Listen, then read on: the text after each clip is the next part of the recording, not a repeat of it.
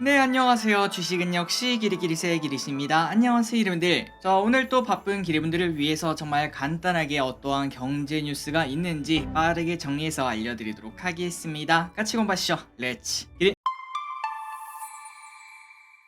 자, 빠르게 진행해보도록 할게요. 첫 번째 소식입니다. 일단 풍선 격추 이야기부터 해보도록 할게요. 새로운 악재가 될 수 있다, 이런 얘기가 나오고 있는 풍선 격추. 일단 바이든 대통령은 미중 관계가 악화가 될까요? 이러한 질문에 그러진 않을 것이라며 일단 선을 그었다고 합니다. 그리고 미국 국방부에서는 과거 트럼프 때 3번 그리고 바이든 때 1번 풍선이 지나간 적 있었는데 탐지한 거는 이번이 처음이라고 밝혔다고 합니다. 그런데 이 와중에 또 트럼프 대통령은 말도 안 되는 소리다, 무슨 나 때 3번이나 지나갔냐, 그런 적 없다, 이렇게 펄쩍 뛰었다고 하네요. 어쨌든 이렇게 일단락 되나 봤는데, 이 와중에 중국 정부는 미군이 정찰 풍선으로 규정하고 격추한 데에 대해서 외교 라인을 통해 미국에 공식 항의를 했다고 합니다. 이 풍선은 민간용이다, 정찰 풍선 아니다, 군사용 아니다, 이러한 뉘앙스라는 걸 확인할 수 있습니다. 미국 쪽에서 지금 이제 조사를 하고 있겠죠. 과연 이게 진짜 정찰 풍선일지 아니면은 단순한 민간용 풍선일지, 앞으로 흐름이 어떻게 흘러가는지 한번 관심 있게 보도록 하겠습니다. 다음입니다. 튀르키예에서 대규모 지진이 나타났습니다. 아마도 여러분들 알고 계실 거라고 생각해요. 진짜 끔찍한 일이 일어났죠. 튀르키예에서 역대 최악의 지진이 발생하며 사망자가 무려 5,000명을 넘겼다고 합니다. 새벽 시간 규모 7.8의 강진이 튀르키예 동남부에서 발생을 했고, 그 근처 건물은 진짜 속절없이 전부 다 무너지는 흐름을 나타냈다고 합니다. 이는 튀르키예 관측 사상 100년 만에 최대 규모라고 하니까 얼마나 클지 감히 상상도 안 되는 그 정도 규모라고 볼 수 있겠죠. 게다가 이 와중에 지진 때문에 석유 터미널 운영 중단 소식이 나오며 유가는 또 상승하는 흐름을 나타냈다고 합니다. 어쨌든 큰 지진 때문에 많은 사람들이 이제 좀 죽고 다치고 재산 피해도 매우 클 것 같은데, 빠르게 잔잔해지길 바라며 그리고 추가 피해가 없길 또 바라고, 그리고 이런 소식을 볼 때마다 저기릿은 개인적으로 아무리 우리나라가 뭐 헬조선 이런 단어를 쓰지만 이러한 자연재해가 없다는 거는 그나마 다행이라고 생각하고 있습니다. 다음입니다. 조금 중요한 소식을 보도록 하겠습니다. 시장은 파월의 입을 기다립니다. 오늘 밤 파월 의장의 입이 열리는데요. 지난주에는 비둘기를 보여줬지만 그 사이에 신규 고용이 엄청난 서프라이즈를 냈죠. 그래서 미국 증시가 연이틀 하락하는 흐름을 나타냈고, 그러다 보니까 파월의 입을 우리가 조금 기다리고 있는 것 같습니다. 혹시나 여기서 만에 하나 매파가 다시 나타난다면은, 비둘기를 지난주에 보여줬는데 갑자기 또 짜잔 이거는 원래 매였습니다, 이렇게 말한다면은 또 증시는 발작을 일으킬 수밖에 없겠죠. 그리고 시장은 이미 그거를 대비하는 모습을 나타내고 있습니다. 2년물 국채금리가 급등하는 모습을 나타냈고 10년물도 가치에 따라서 급등하는 모습을 나타냈다고 하는데, 과연 어떤 흐름이 나올지, 파월의 입은 어떤 식으로 열릴지 오늘 저녁 확인해 보도록 하겠습니다. 참고로 정확한 우리나라 시간을 말씀드리면은 2시 40분, 그러니까 내일 새벽이겠죠. 그때 열린다고 하니까 아마도 우리가 보기는 조금 어려운 시간대라고 볼 수 있습니다.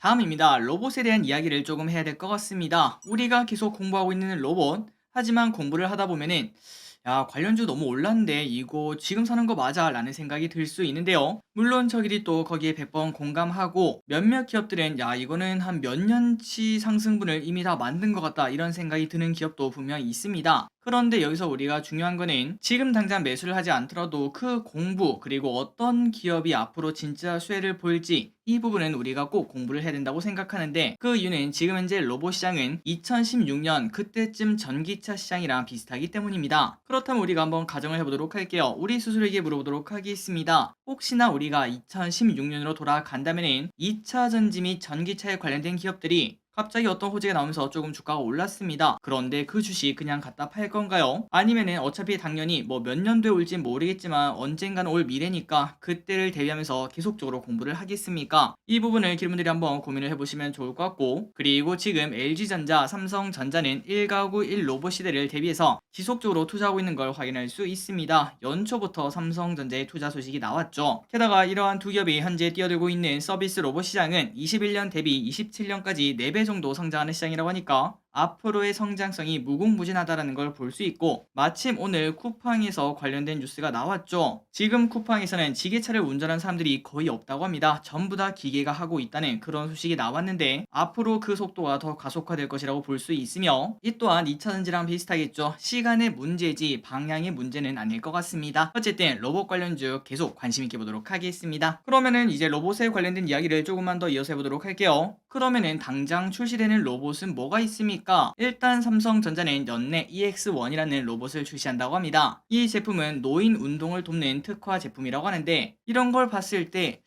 내가 생각하는 로봇은 뭐 이런 게 아닌데 라고 볼 수 있지만, 그런데 인구 고령화에 따른 선점 효과가 분명 있다고 볼 수 있겠죠. 우리가 나중에 나이를 먹고 났을 때 가면 갈수록 좀 걷기 어렵고 운동하기 좀 두렵고 그런 일이 있지 않겠습니까? 하지만 이러한 로봇을 착용하면은 젊은 사람처럼, 그리고 나중에 기술이 더 발전이 된다면은 오히려 젊은 사람보다 더 건강한 다리를 가진다라고도 볼 수 있습니다. 고로 이 시장은 그냥 단순히 넘어갈 게 아니다 라고 충분히 말할 수 있으며, 그리고 LG전자는 이쪽이 아니라 상업용 서비스 로봇의 진심인 편이라고 합니다. 이미 7가지의 클로이 로봇을 출시를 했고, 이 로봇은 단순 반복 조리를 하는 조리 로봇, 요즘 치킨 튀긴다고 하죠. 그리고 물건을 옮겨주는 서빙 로봇, 이렇게 2가지로 나뉘는데, 요즘 식당 가면은 특히 서빙 로봇은 진짜 많이 볼 수 있습니다. 그래서 많은 전문가들은 삼성과 LG전자의 미래 먹거리를 향한 전쟁이 이미 시작이 되었다, 누가 선점할지 거기에 대한 노력이 계속 나올 것이다 라고 평가하고 있고, 이 와중에 올해 가장 중요한 거는 삼성전자의 EX1 이 제품이 있죠. 이 가격대가 매우 중요하다고 합니다. 가격대가 저렴하면 저렴할수록 대중화를 조금 더 앞당길 수 있기 때문에, 과연 가격대가 우리가 쉽게 접근할 수 있는 가격대일지, 아니면은 아직까지는 뭐 부자들만 사용하는 그러한 가격대일지, 그 부분을 우리가 한번 계속 지켜보도록 하겠습니다. 다음입니다. 로봇 이야기하니까 이거 빼놓을 수 없겠죠. AI의 중요한 소식이 떴습니다. 예전부터 저기를 쓴 AI 관련주가 어디까지 갈지는 모르겠지만, 우리가 그때 10배 가는 템베고 주식 공부했을 때 뭐가 있었죠? 맞습니다. 마지막 이벤트가 터질 때 그 전에 마지막 불꽃을 딱 내고, 보통 그 전까지 이제 뭐 대장주 같은 경우는 10배 정도 오르고 그 다음부터는 내리막길을 걷는다, 이거를 우리가 같이 공부했었는데요. 그래서 저 기릿은 뭐 예를 들어 네옴시티 같은 경우에는 사우디 왕세자가 한국에 올 때 그때가 마지막 불꽃 아니었겠습니까? 그러면은 AI는 언제일까라고 고민했을 때 챗 GPT 4.0 출시라고 생각을 했습니다. 그런데 이 와중에 마지막 불꽃이 혹시나 될 수 있는 다른 이벤트도 생겼다고 하는데, 그러면 그게 뭔가, 바로 구글에서 챗 GPT에 맞서 바드를 출시하는 이벤트가 발생을 했습니다. 이 AI는 수주일 안에 공개될 예정이라 짧으면 짧고 길면 긴 시간이 남아있죠. 아직까지 확정이 되진 않았지만 구글에서 꽤나 진심으로 다가가고 있다는 걸 확인할 수 있습니다. 그래서 이 일정이 공개가 될 때 아마도 그때 전후로 혹시나 AI 관련주가 많이 올랐다면은, 그때 내가 만약에 좀 큰 비중을 가지고 있다면은 매도를 슬슬 진행할 때가 아닐까라고도 볼 수 있겠네요. 그리고 여러분들, 이러한 급등주를 조금은 공부하실 때 물론 단기적으로 큰 수익을 얻을 수 있겠지만, 항상 우리가 이제 여러가지 차트를 보지 않았겠습니까? 화무11홍, 이 말을 잊지 마시고, 얻는 것도 중요하지만 지키는 것도 진짜 중요하구나, 이 마음 꼭 잊지 마시기 바랍니다. 다음입니다. 작년에 뒷광고가 무려 3만 건이나 나왔다고 합니다. 야, 이걸 보고 놀랐습니다. 아직도 뒷광고를 하는 사람이 있나요? 자기를 믿고 자신의 사진 및 영상을 봐주시는 분들께 예의가 아니라고 저 기릿은 생각을 하고 있습니다. 어쨌든 지난해 공정거래위원회가 적발한 뒷광고 건수가 3.1만 건이었다고 합니다. 그런데 여기서 중요한 거는, 그런데 적발한 게 이 정도면은 안 걸린 건 최소한 2배 아닐까라고 볼 수도 있겠죠. 그리고 이 뒷광고 대부분은 유튜브인가 봤더니 그건 아니었고 인스타그램 그리고 네이버 블로그라고 합니다. 그래서 우리가 이걸 보면은 이 의문이 풀리죠.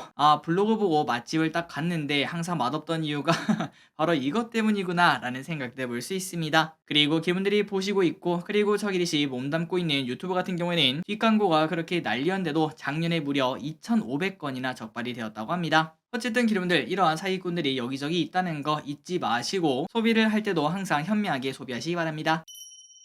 다음입니다. 오늘 상장한 공모주를 보도록 하겠습니다. 스튜디오 미래 완벽한 따상을 나타냈죠. 참고로 따상은 공모주는 제일 처음에 시작할 때 90%에서 200%이 사이를 왔다 갔다 합니다. 그리고 거기서 매도량이 많으면 90% 가격에 출발하고, 그 반면 매수량이 많으면 당연히 200%에서 시작을 하겠죠. 그걸 바로 따블이라고 말을 하고요. 그 다음에 하한가 30%, 상한가 30% 이렇게 왔다 갔다 하는데, 거기서도 상한가를 간다면 제일 처음에 따블 가고 그 다음에 상한가 아니겠습니까? 그래서 따상이라는 거 참고하시면 될 것 같습니다. 어쨌든 스튜디오 미르가 이렇게 따상을 나타냈고, 저 기릿은 빵주지만 청약하시고 배정받으신 여러분들 진심으로 축하드립니다. 기릿도 오늘 아침에 행복해 죽으려고 하더라고요. 참고로 이 기업 스튜디오 미르는 애니메이션 제작 업체이며 넷플릭스와 계약을 한 기업으로 유명합니다. 최근 들어 K 콘텐츠 그리고 메타버스 등에서 좋은 흐름이 나타나자 이러한 분위기를 반영했다고 볼 수 있겠죠. 기관 경쟁률 1700대 1을 달성한 바 있으며 깔끔한 따상으로 이렇게 출발을 하게 되었다고 합니다. 다음입니다. 그러면은 오늘부터 내일까지 청약하는 제이오를 보도록 하겠습니다. 탄소 나노튜브 기업 제이오는 공모가를 희망밴드 상단이 13,000원으로 확정했다고 합니다.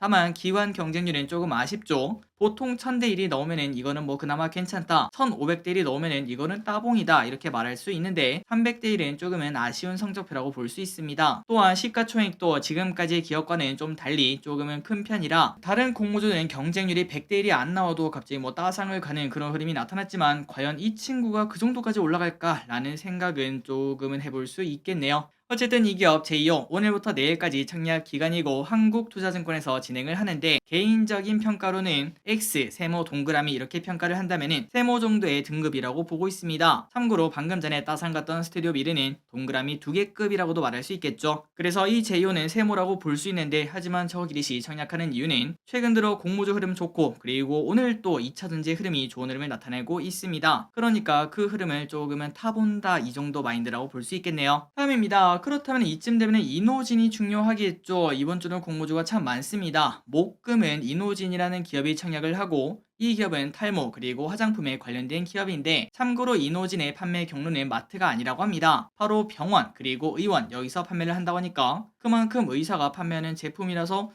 다른 거보다는 신뢰도가 있다라고도 말할 수 있겠죠. 차별화가 될 수 있을 것 같습니다. 다만 이 친구는 기분들이 아시다시피 코넥스 이전 상장 기업입니다. 왼쪽에 보면은 이미 차트가 존재하고 있죠. 그런데 이걸 딱 봐도 야 청약해야겠다라는 생각이 드는데 최근 들어 급등하며 공모가 상단인 3,000원을 이미 뚫고 올라간 걸 볼 수 있습니다. 5,660원에 거래가 되고 있죠. 그래서 아마 내일 데이터가 나오면 한 번 더 공부를 해보겠지만 일단은 청약을 할 것 같다라는 생각 참고하시면 될 것 같고 혹시나 IBK 투자증권이 없다면 미리 만들어 보시는 것도 괜찮을 것 같습니다. 다음입니다. 일론 머스크 트위터 파산 위기 벗어나 광고가 끊겼니 상황이 더 안 좋아졌니 라는 말이 많았지만 머스크가 트위터를 통해 손익분기점에 도달하고 있습니다 라고 밝혔다고 합니다. 그래서 그 말을 조금 더 보자면 지난 몇 개월간 매우 힘들었다 이렇게 심경을 밝힌 머스크는 트위터 직원의 70%를 해고를 했다고 하며 유료 구독 서비스 트위터 블루 이거를 업데이트하면서 빠르게 회복하는 걸로 보인다고 합니다. 다만 광고 수익이 여전히 좋지 않다고 합니다. 얼마 전에 구글의 실적 발표가 있었는데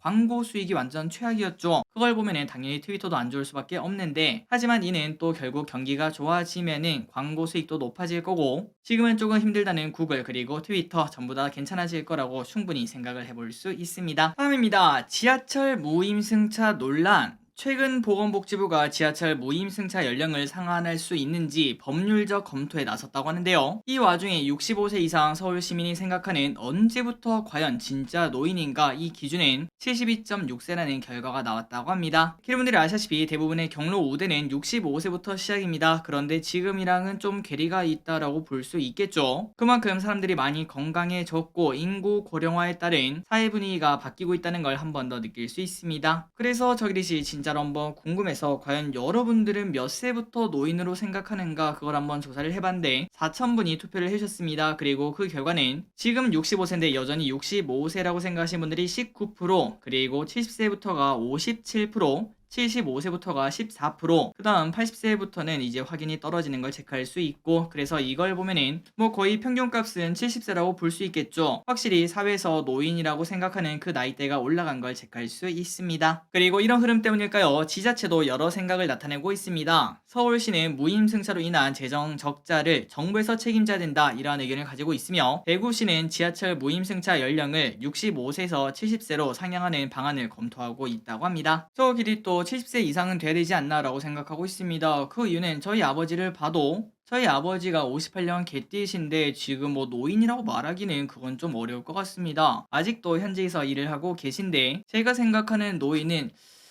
그래도 지팡이 정도 지팡이는 집으셔야 노인이 아닌가라고 볼 수 있는데 어쨌든 65세는 조금은 이르다라고도 볼 수 있겠네요. 다음입니다. SKIT라는 캡을 보도록 하겠습니다. 요즘 들어 2차전지가 좋은 흐름을 나타내고 있습니다. 그 와중에 SKIT의 목표 주가가 8.4만원으로 상향되었다고 하는데 하나투자증권은 올해 상반기 분리막 부분이 흑전이 가능할 것이라고 하며 그 이유는 유럽 가스비 하락, 악성 재고 감소 이런 것들에 따라서 가능하다고 합니다. 그리고 폴란드 공장의 가동률도 70%를 넘겨 컨센서스에 부합한 걸 확인할 수 있다고 합니다. 그나저나 차트만 딱 봐도 최근 들어 2차전지가 얼마나 좋아졌는지도 확인할 수 있네요. 다음입니다. SOE를 보도록 하겠습니다. 저 기릿의 개인적인 생각으로는 요 녀석을 조금 관심 있게 볼 필요가 있는데 유가가 다시 $100 이상 갈 수 있다 이러한 전망이 나오고 있기에 그 수혜를 기대할 수 있습니다. 그렇다면 유가가 오른 이유가 뭘까요? 맞습니다. 중국의 원유 수요 회복이 가장 큰 요인이겠죠. 또한 올해 2분기, 3분기 드라이빙 시즌이 오면은 휘발유 수요가 증가하게 되고 러시아산 석유 제품 수입 금지로 유럽에서 원료 수급에 어려움을 받게 되며 이는 곧 추가적인 수급 문제를 야기할 수 있다고 합니다. 그 말인즉슨 또 유가가 올라갈 수밖에 없고 참고로 작년에 WTI가 $100 갔을 때 그때 당시 SO일도 12만원인가 13만원 그 정도까지 올라간 적 있었죠. 과연 이번에도 똑같은 흐름이 나올지 한번 지켜보도록 하겠습니다. 게다가 SO일 같은 경우는 배당 또 5% 정도 주기 때문에 안정적인 투자를 할 수 있는 그러한 장점도 있겠죠. 다음입니다. 금리가 하락하다 보니 마이너스 3%짜리 주담대도 나왔다는 소식입니다. 물론 보나마나 3% 후반대라고 볼 수 있지만 그럼에도 4%가 깨졌다는 소식은 여러 사람이 환영할 소식이라고 볼 수 있겠죠. 왼쪽에 보다시피 코픽스도 이렇게 떨어지는 걸 체크할 수 있습니다. 그렇다면 어디서 3%짜리가 나왔냐? 바로 K뱅크입니다. K뱅크는 고정금리형 혼합금리 상품의 금리를 연 3.98%에서 4.98%로 고시를 했습니다. 과연 이게 3%짜리라고 말할 수 있나라는 이야기는 충분히 들을 수 있겠지만 그래도 이는 1년 만에 3%대라서 당연히 의미가 있다고 합니다. 마지막 소식입니다. 갤럭시 S23 사전 예약 돌입. 오늘부터 13일까지 사전 예약을 한다고 합니다. S22에는 너무 평가가 안 좋았지만 그런데 S23은 다르다 이런 이야기가 많죠. 일단 사전 구매 혜택이 뭔가 봤더니 S23을 사면은 기본 저장 용량을 256기가가 아니라 512로 무상 업그레이드를 해준다고 합니다. 또한 스마트 싱스 스테이션 이걸 주거나 혹은 갤럭시 버즈2 프로 플러스 여기에 맞는 케이스를 9.9만원에 살 수 있는 그런 쿠폰을 준다고 하니까 혹시나 관심 있다면 참고하시기 바랍니다. 그런데 사전 예약 상품이 뭔가 이게 중요한 게 아니겠죠. 과연 이번에 삼성 갤럭시 S23은 아이폰 14를 제칠 수 있을지 관심이 쏠린다고 합니다. 참고로 지금 스마트폰 점유율인 애플이 25% 그리고 삼성이 19%라고 하는데 이번에 S23이 한번 큰일 내주면은 또 역전을 해볼 수 있겠죠. 꼭 그랬으면 진심으로 좋겠습니다. 자, 오늘의 공부 여기까지 끝났습니다. 항상 이렇게 같이 공부해서 진심으로 감사드리고 그리고 기분들 당연히 아시겠지만 저를 사칭하는 사람들이 가끔 나타나고 있습니다. 저 기릿은 절대 리딩, 개인 상담, 금전적 요구, 전화번호 요구 이런 것들을 절대 하지 않는다는 거 잊지 마시고 다른 것도 그런 곳이 혹시 있다면은 100%, 100%, 100%, 150% 사기라는 거 잊지 마시기 바랍니다. 지금까지 기리셨습니다. 빠이요.